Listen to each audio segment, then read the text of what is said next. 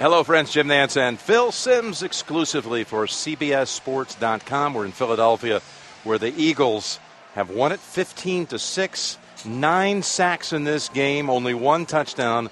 A Donovan McNabb toss to Buckhalter that covered 20 yards, and the Eagles win it. Quite impressive performance by that defense. It's been a long time since I've done a football game in this league where, as the game wore on, the defense has just dominated completely. And you're right, the Eagles' defense is one of the best performances I've seen, and I don't know when. It just makes me wonder, how did the Cowboys score 41 points on that defense? You know, you look at this game, it was so physical, and Roethlisberger just punished throughout and actually did not play at the end of the game, suffered an injury to his right hand.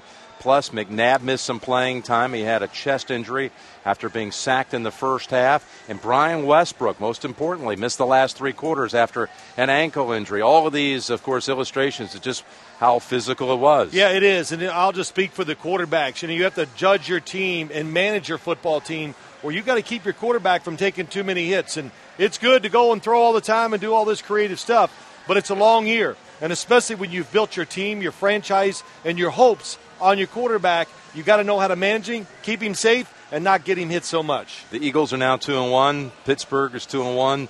Another bizarre day around the National Football League, and I think in many ways, like you said, the surprise here was the fact that the Eagles' defense on a short week, coming off a wrenching road loss to a rival, would come back and limit Pittsburgh to under 200 yards and sack the quarterbacks 9 times. Quite impressive. Yeah, it was quite impressive. There's no doubt. We know that. I think we both can understand. I know it's one game seeing in person. I think the Eagles are going to be around all year. They're a good football team. They're motivated. They're hungry.